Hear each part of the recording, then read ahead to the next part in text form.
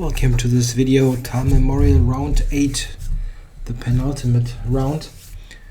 It's getting close to the end of the tournament, and it's I think this is called oftentimes crunch time, like in other sports where it gets to the last couple of minutes. In chess, the last 2 or 3 rounds count, as we know still from the candidates tournament, where we had one of the most thrilling finishes in chess history. Alright, but back to the current tournament. This round saw one of the modern classic matchups, Carlsen against Nakamura, but I'll get to that game later. Let's look first at Arnold against Kramnik. In this tournament, this is a matchup of the tail enders, actually, as both the current world champion and his predecessor are in really bad shape. Let's look at the game.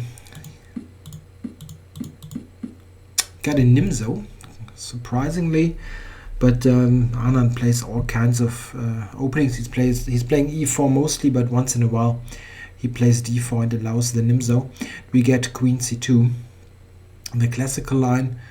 And now Kramnik plays castles. This is also his main weapon. He very often has played this variation in the last couple of years, and had made some excellent contributions to theory here. But here Vishy played e4, which is a principled alternative. It has been... This is a move that has been forgotten for a very long time, but has been unearthed about 10, 12, 15 years ago. Until then has seen some popularity. White gains the center, but he's not so well developed. This means that black immediately gets some counterplay, and the play gets very sharp now. e5. Knight e4, bishop to d3, and c5. So black immediately strikes in the center, and white must be alert here to not overextend and lose the center. He's playing knight f3 now. Black took, knight takes, and knight to d7. This is just one of many lines that is that are possible. Don't really want to make a theoretical survey out of this. White now covered the pawn. It was attacked by the knight. Queen b6 attacking this knight. It retreated, and now queen to c7. Yeah, and this is a good move. It attacks e5. It attacks c4 potentially. Castles, and now black took on e5. Yeah, in fact, after this capture on e4, black was in an awkward pin here. Took on c3 and f6. This is completely forced, so we can do a counting job. It's material equality. Black has some targets, but on the other hand, this is the pin as mentioned. After rook e1, it's difficult for black to not lose a pawn here. So he took on c4, took on e5, and we have some exchanges. b6. So how to assess this position? It's materially, from material point of view, it's equal. e6 is quite weak, but if white will ever manage to take the pawn, which in fact happens in the game, then we get a rather drawish double rook endgame. We see now what I'm talking about. Bishop b7, and white increased the pressure here. It didn't really matter much. He could have taken instantly as well. It leads to the same thing at the end. White won this pawn, but also exchanged knight against bishop, and black always has counterplay against those two pawns. But a couple of moves. We got a completely drawish rook endgame, which in fact after this they agreed to draw. It's not a very surprising result, given that Arnold and Kramnik are on quite friendly terms, and they both probably want to get this over with, this terrible tournament for both of them. So unless something extraordinary happens in the opening, it's not a very unlikely result, this draw. Alright, let's go to the next game, Andreikin Karjakin, a Russian duel. And we have the Catalan here. Andreikin has varied his openings a lot. The Catalan is actually relatively easy to prepare against Karjakin because he always plays this line, the main line. And Karjakin had an interesting idea. He played Queen c2, which is of course the main continuation, a6. And now he played a4. This is one of two lines, Queen c4 being the other one. This is the more technical line. a4 is a bit more, lacking a word here. Double-edged is really too much because it's still a fairly positional affair, a strategical affair. But it's these weaknesses here. White is more trying to play with a strong center and less on a technical basis. Bishop d7, and now Queen c4 is quite normal, but he played Knight e5, which is the idea I mentioned, quite interesting. Trying to maybe take with the knight on c4. Black instantly reacts to this. Knight c6, so that after knight c4, black can simply capture here and win a pawn for nothing. This means white needs to react because d4 hangs. And you don't really want to do that, because if you look at this structure, it looks terribly weak. But white has weakened his king side as well. And even if white gets one or two pawns, black has excellent play in return. After queen c4, for example, there's queen d5. And now white doesn't really want to take, I mean, straightening the pawn structure, but where do you go if you don't take? It's quite difficult. There's also those weaknesses here on the b file. This is what Andreikin played, and this is much better. And I think it also leads to a position where it seems that white is quite comfortable. Probably not some big deal, but I'd rather be white here. Let's put it this way. Rook d1, Queen c8. Yeah, white can never really win a pawn. I mean, it was possible even a move before to take twice, but you really don't want to give up your monster bishop and get a meager pawn for it and give black this excellent piece. This is really a terrible idea to win the pawn. So after queen c8, just knight c3 was fine. Black took, queen takes, and c5. Okay, you don't want to have the pawn back all the time, being a target for attack. He rather advances it. Bishop to e3, rook b8. Yeah, and here Andreikin played b4, which was not a bad move, but white has some other ideas. Of course, it's really a position where white should try to do something or try to play for a bit of an edge. It looks like he should have enough pressure to at least win a pawn. He won a pawn in the game, but it didn't really it wasn't really enough to really make a game win out of this. Yeah, rook c1 would be interesting, attacking c5. If black protects it, there's a5. I'm not really sure compared to the game if this is better. It's certainly better for white, this position, but it's not so easy to determine how much better it actually is. For example, like this.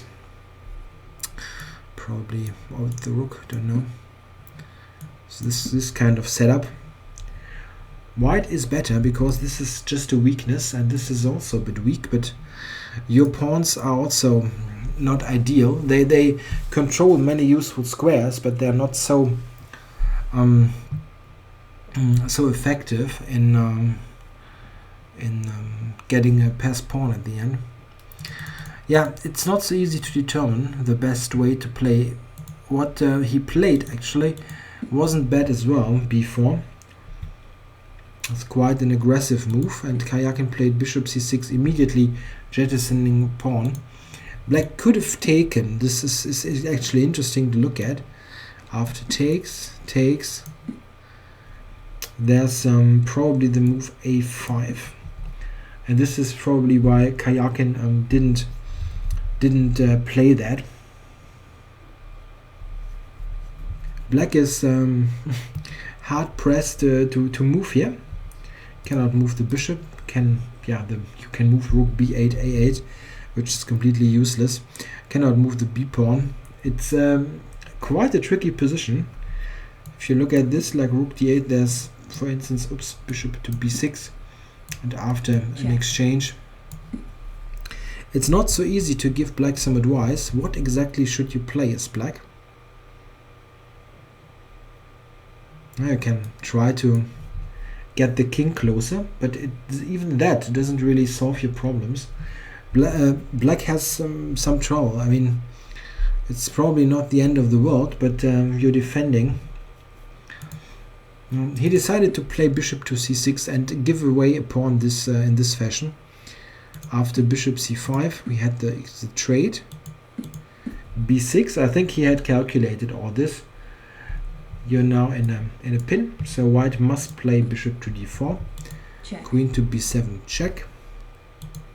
f3, rook c8, a tempo, queen moves b5. And my suspicion is that Karjakin had calculated this when he played bishop c6 here 5 or 6 moves ago.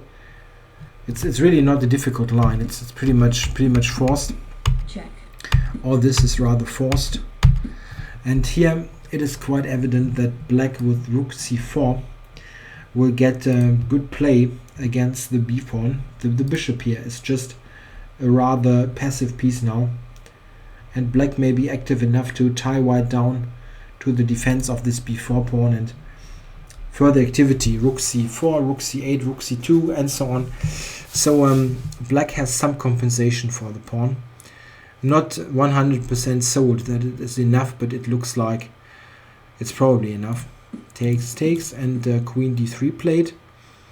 Now rook c6, and here the computer actually gives the next move as a mistake, which is probably true because this move really makes it a draw, a clear draw.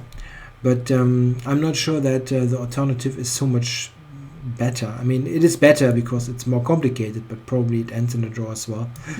The computer gives the exchange here and then rook c1, but I believe that this actually, check, while it's not looking very attractive, I admit that, something like this is just a plausible line. Rook a6. Something like this is a pawn down, but white will not win this, especially as now the trade is forced of bishops. And this is here is just a dead position. No way that white is ever going to win this. Of course, you can try for ages, but it will be a draw. But he should have tried that. It's not completely forced, by the way, this endgame, that this is actually played exactly like that, but this is more testing. Bishop c5 was played. After that, black could take on c5, and here got to the end game, and this is dead now.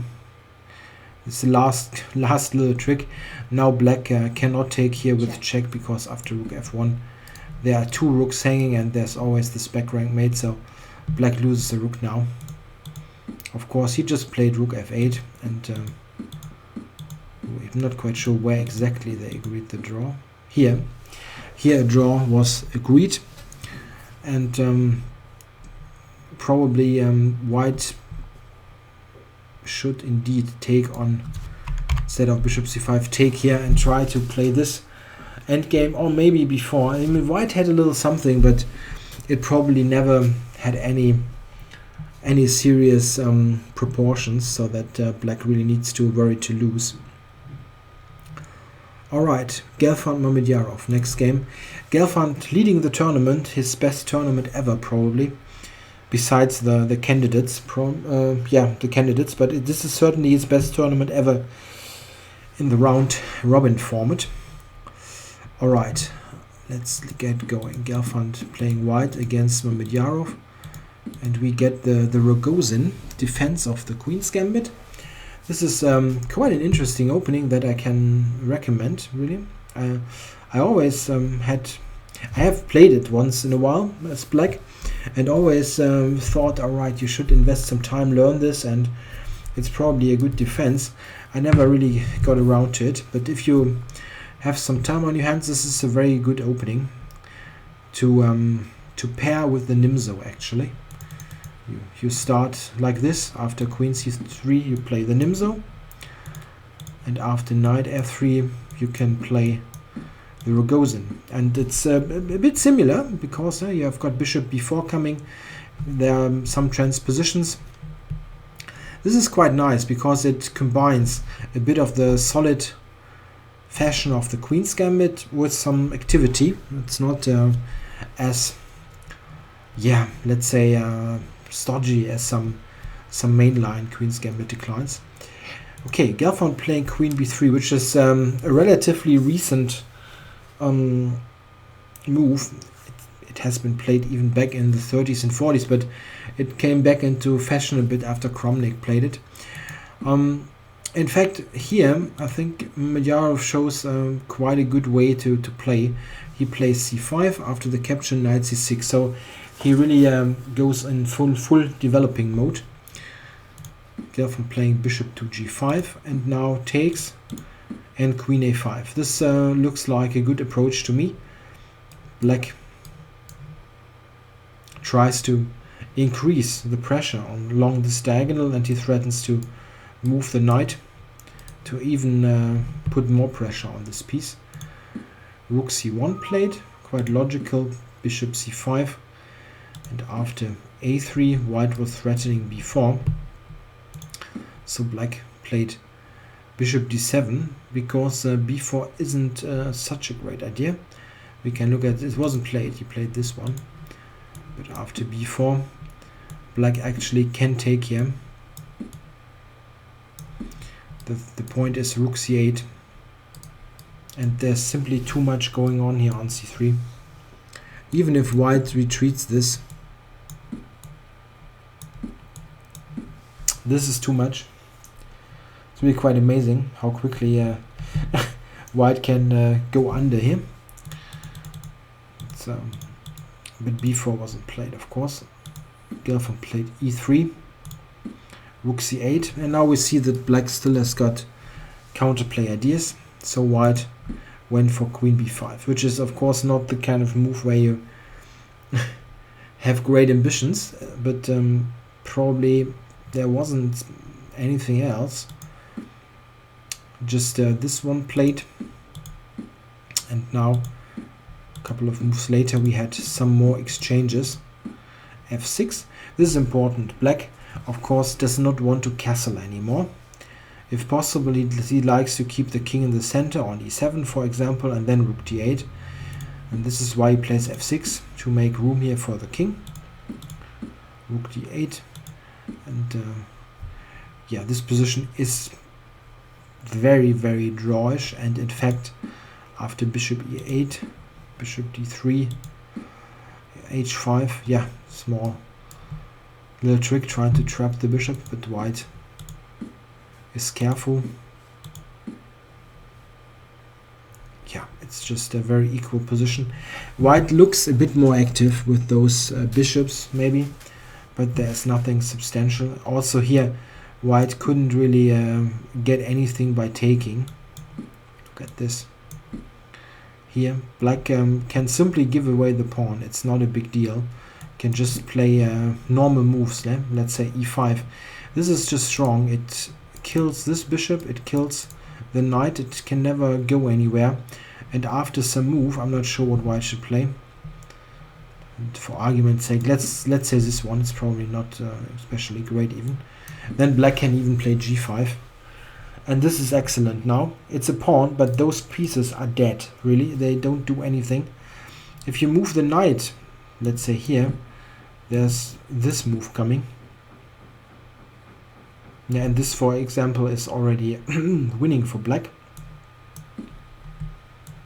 Check.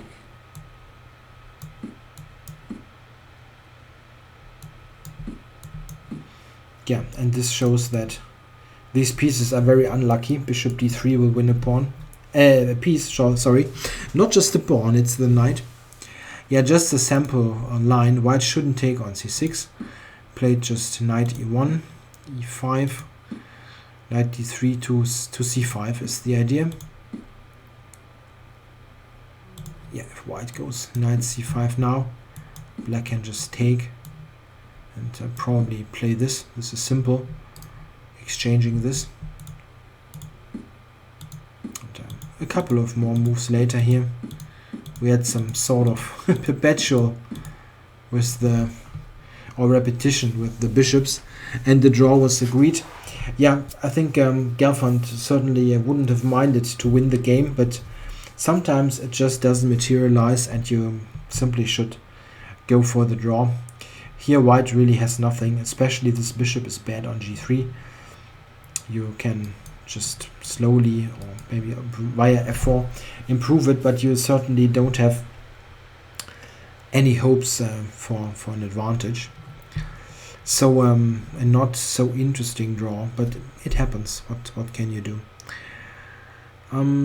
Let's go to Morozevich Caruana now. Here we had the Scotch 4 Knights, which Moro had played earlier. I'm struggling to remember against whom. Kramnik? I think it was Kramnik. Yes, Kramnik. And they made a draw. Okay. In the Kramnik game, he played bishop g5. This much I remember. The classical old move. Here he plays h3. This is Kramnik's move. Also not a novelty by Kramnik last year, but sort of a rediscovery. And yeah, to me, I'm sorry to be a bit of a cynic here, but if White's hopes for an edge against e5, 1e5, are connected with moves like 10h3 in the Scotch 4 Knights, then White really should play something else. I mean, instead of 1e4, if you need to go for that, it's really a sorry state. But okay, after d4 it's not much fun as well. Try to get something against the Slav. Okay, c6, queen f3, rook e8. h3 is just designed to make sure that nothing is appearing on g4. The f3 square is good for the queen anyway, and White sometimes has this opportunity instead of going to g5, or you can sometimes play this. It's basically not entirely new setup, it's just mixing it a bit and delaying the bishop g5 move. However, in this game, now Moro played bishop g5, and now we get to a very standard position. Here black has various possibilities to play. He played h6, which is the most straightforward way to go about that. And now, surprisingly, I think Morozevich exchanged on f6. This is a well-known endgame, and it has the reputation of being one of the drawish lines in the whole of chess, which is certainly deserved. It's a very dull line. And actually this is one of the lines that I try to avoid as black if I want to have an interesting game. Simply because here white can always play, I think we can put this on the board, now he played rook d1. Here white can always play something like this. And black has a hard time to not capture this knight at some point, because it's just so annoying. And after the capture, this is a position where where white should draw against really anybody. I mean, even I don't know, an expert player like 2100 should draw against Houdini here, or Carlsen for that matter, because it's just so drawish, very easy to draw. Okay, but this isn't what Morrow played, but this is a line to avoid as black if you want to win a game against some decent player. You won't manage. This endgame is so dull. But of course white must be very unambitious to go for that. Okay, it didn't happen. It didn't happen. He played rook d1, bishop e6, knight g3, yeah, and knight to h5. This was Morrow's idea. He transferred the knight to h5, but black can just use the bishop. It's two bishops. The bishop here from b2, here in shadowed, funny enough, always protect the pawn. This position is probably around equal. Morozovich has some concrete play here on the king side. We see that he's trying to get something here with rook to g3 and so on, intending this, for example, and he also cut off the bishop so that the f6 pawn must be covered from the side. It still should be around equal. d4 is a good move, of course, by Caruana. This helps to get the bishop back into play or establish a pawn on d4. White, for instance, could play c4 here to make sure that the pawn doesn't appear on d4, but this is a protected passer and it controls e3, which is also a bit of a shame with this kind of move. Not in the near future, but it's always a weak square here. So after d4, white shouldn't play c4 really. He took. Check. Bishop to d7. And here, just a second, bishop to d7. Check. Ah yeah, rook g8 was played. I actually had screwed up my notes slightly. After d4 there was one line I needed to show, and this is the check. And rook e1, this is something to show.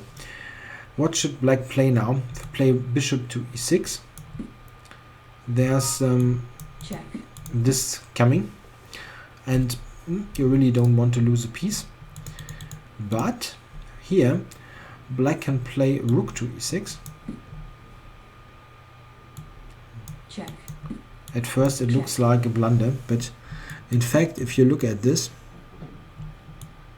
black has this very good intermediate move, attacking the rook. Rook needs to move. Not quite sure actually what the best square might be.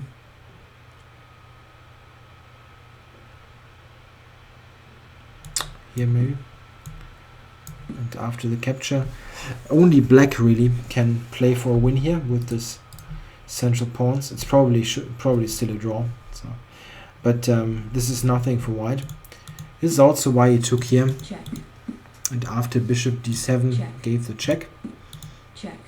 In fact, in this whole game there isn't happening so much for quite a long time. Check. It's an exchange now.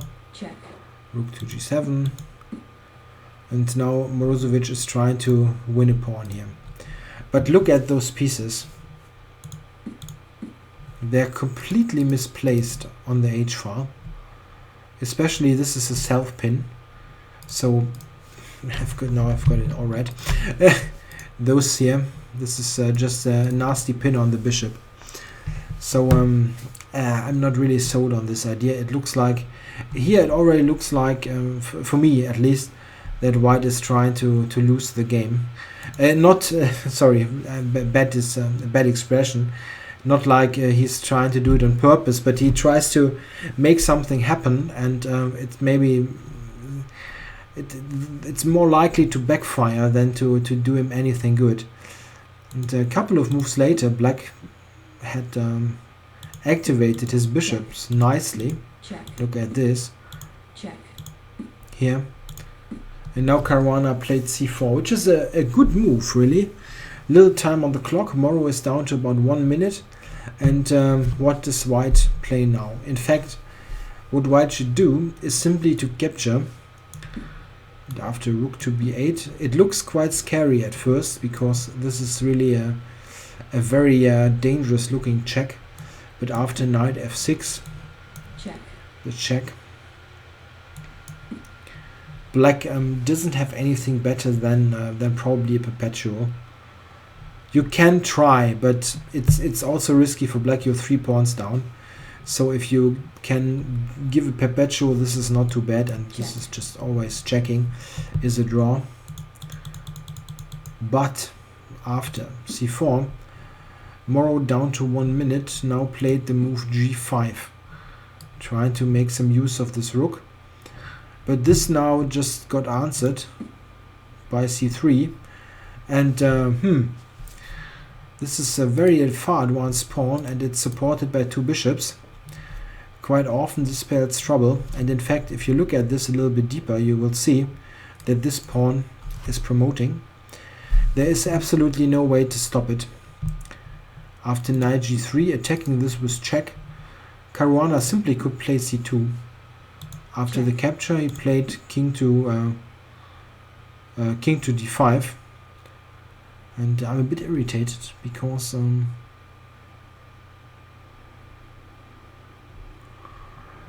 ICC has got king d5. I pulled the game from a website, and this said king e5 and resigns. King e5 actually also wins. King d5 is just a bit better, and he probably played it. Yeah, the thing is, no way to stop the pawn. Absolutely no way. If white goes here, there's rook c8. Look at those pieces. They're simply dead. Not on the board. Yeah, this. Check. Check. Check. Gives the new queen. So frankly, it's just one of those days with a rotten tournament. You just hit on some mines sometimes, and this allowing the c-pawn to push forward is simply a decision of a player who's out of shape in this event. So Morrow now sharing last place. Quite a miserable tournament. All right, so let's get to the big one, Carlsen Nakamura. It's always interesting to watch those two play, because they're both such fighters. Very rarely do you see an uneventful draw, and here Carlsen is also really forced to play for a win. Let's see how he goes about it. He's playing c4, e6, g3, so a rather strategical start, let's say, going into something like the Catalan, but c6 is played. This is interesting. After knight f6, it's likely that we get a Catalan or maybe a Reti, not sure. Knight f3 and maybe d4 or b3 for a Reti. Both interesting. After this, I mean, white can also play this one. Okay, but c6 was played. Interesting. This is a bit threatening to take. It's not a real threat, because very often you can sacrifice the pawn, but it's something to worry about for white. I have played this position also quite a number of times, and I think, not sure, don't send me a game of mine from 15 years ago where I didn't play that. I usually just played knight f3 and sacrificed this like this, and then continued to play in gambit style. But this is also quite sharp, and it's not like white is substantially better or anything. It's just my preference not to play what Carlsen played here, queen c2, protecting it. I always wanted to yeah, play knight f3, and I didn't mind so much to sacrifice the pawn. Queen c2 is perfectly alright though. Knight f6, knight f3, and here Nakamura decided to take on c4, which is okay. It transposes to a line that is usually reached via a different move order, but also this is a line with a pretty solid reputation, so nothing to criticize here. Queen takes. He didn't need to. He could have played bishop d6 or knight d7, for instance. So Nakamura played d takes c4, and now b5, queen b3. Yeah, there's also queen c2. I was almost saying queen c2 because this is such a routine move, but queen b3 is the more testing move probably. Let's see, bishop b7, castles, knight d7, and d4. So we have a position that is in fact quite similar to Catalan, and in some cases exactly this position also may occur from a Catalan move order.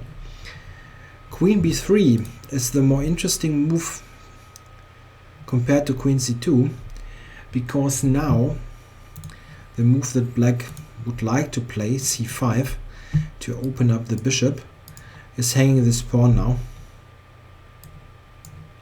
So this is a difference to queen c2. With the queen on c2, c5 is just good.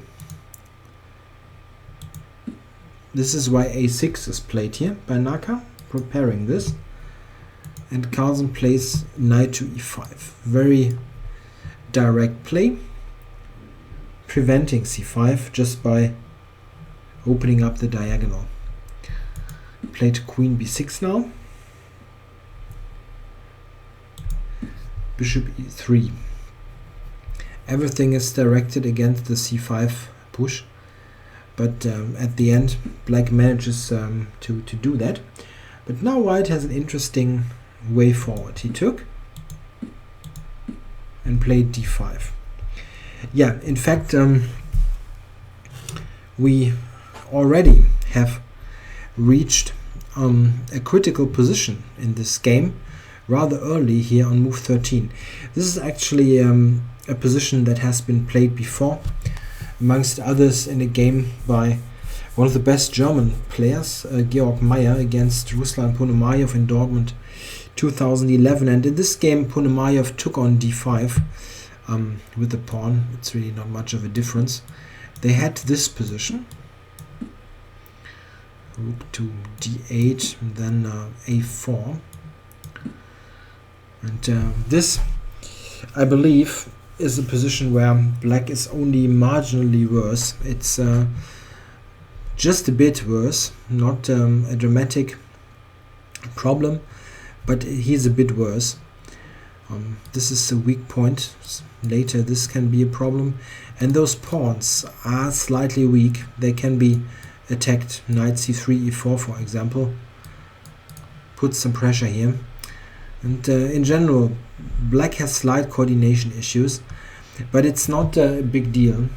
In fact, Ponomarev reached a draw in this game. However, in this position, if black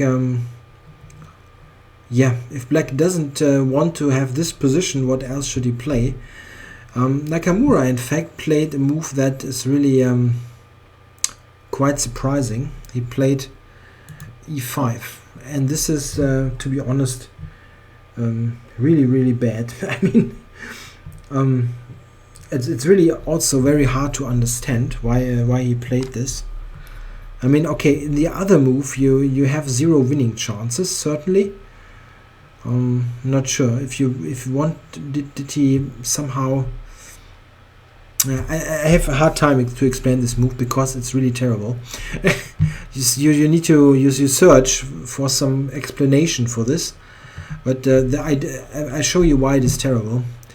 He played a4 now, Carlsen, and this is really just normal. I mean, everybody would play this move, intending knight a4.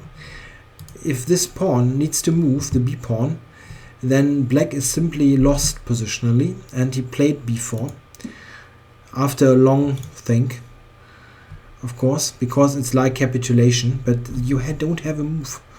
What should black play? If you play, I really don't know what to put on the board. Let's say a move like this. Check. Have a look at this. This is the problem. At the end, this is hanging, and you just lose it. I mean, after this, white even has queen a4. This is probably even better. And this is basically winning for white. You have the a file. It's all weak. You have the d pawn.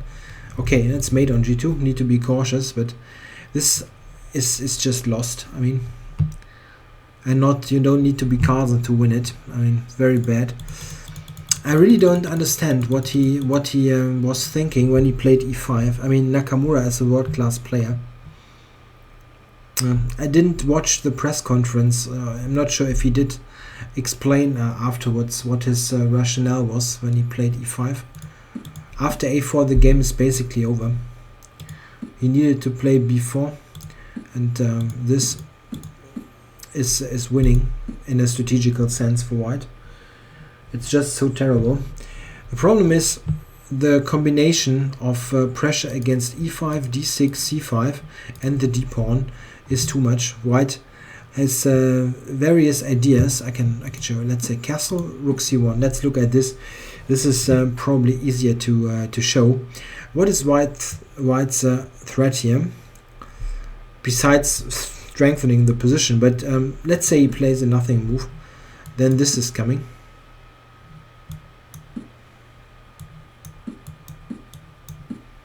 Very basic threat. Or this. Also winning. Needs to move.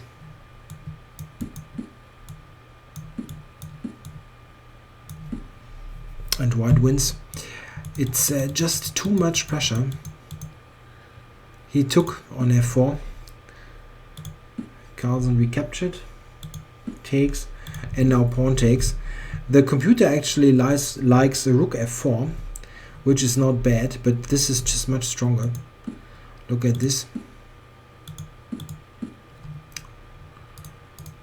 This is very seldom that you see two pawns like that.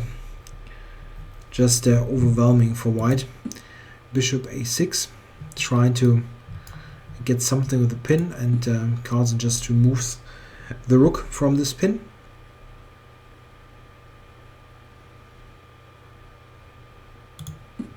King to h8, knight d6, an additional problem. Yeah, queen e3 was now played. There was also queen g3, was also quite good, intending knight to f5.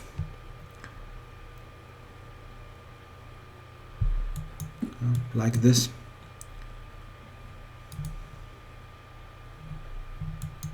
Just the general idea, something like this.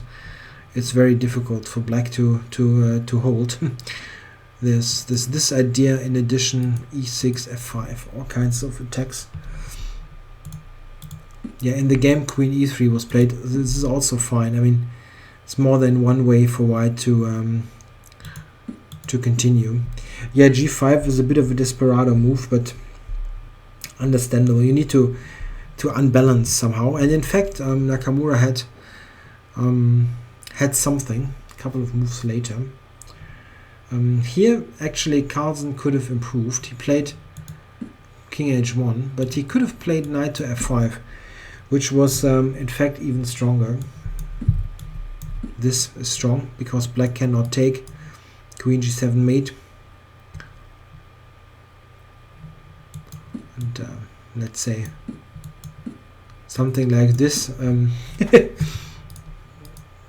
It's really strong. This was even stronger than the game. He played king h1. This keeps a winning position. It's not so forceful.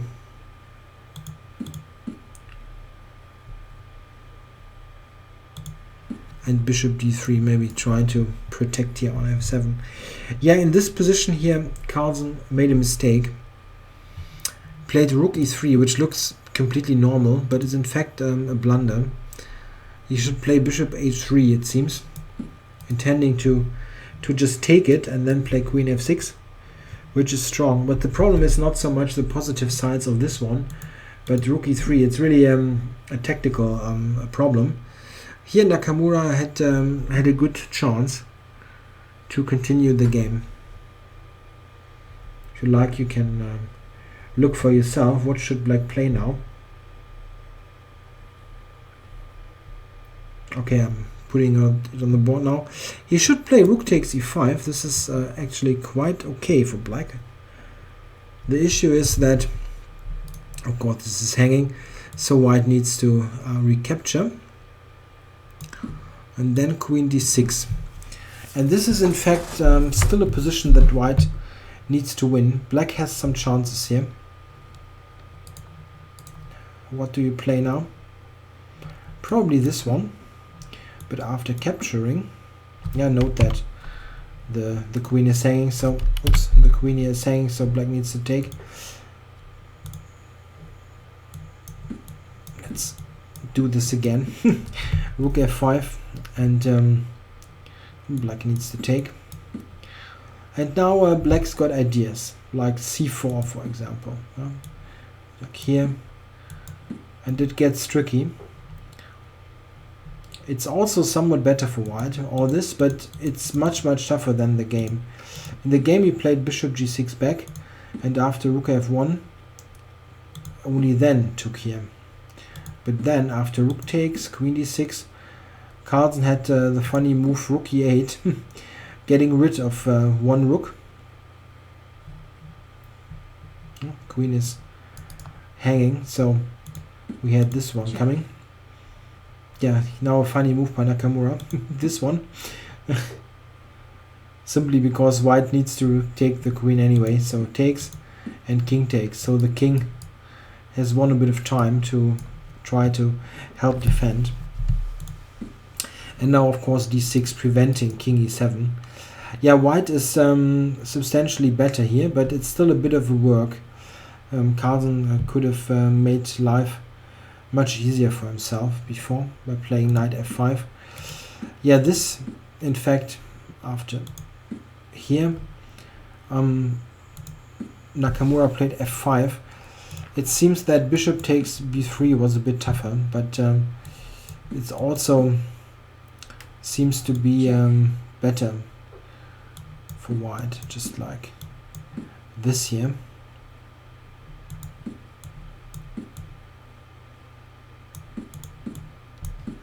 At the end, there's a5 falling. White is probably winning. This is a bit tougher though. Played f5, and now the king also helped. Check. Yeah, he gave away this pawn here with c4 to get at least a better, but only some precise moves are needed to win the game. And here, Nakamura resigned. So very tough course of events for Hikaru Nakamura. He played excellently, was leading the tournament, and then lost 2 in a row against Gelfand yesterday and today against Carlsen. And he's got a really terrible score against Carlsen. I'm not quite sure. It's like -10 or something in classical chess. He never won a game, which is really really not great. I mean, especially given the style, his risky style, he should really win a game somewhere, but he never manages. He always loses or at best draws. So what does this mean for the tournament standing? It means that Gelfand is leading alone before the last round, and Carlsen is the only one really being able to catch him. He's half a point behind. And in the final round, Carlsen is playing Mamedyarov with black, and Gelfand is playing Kramnik with black. So they both have the same color. And okay, very tough. It's hard to imagine that Gelfand would win with black, but Kramnik really is in bad shape. Maybe Kramnik is just trying to make a draw and let's get it over with.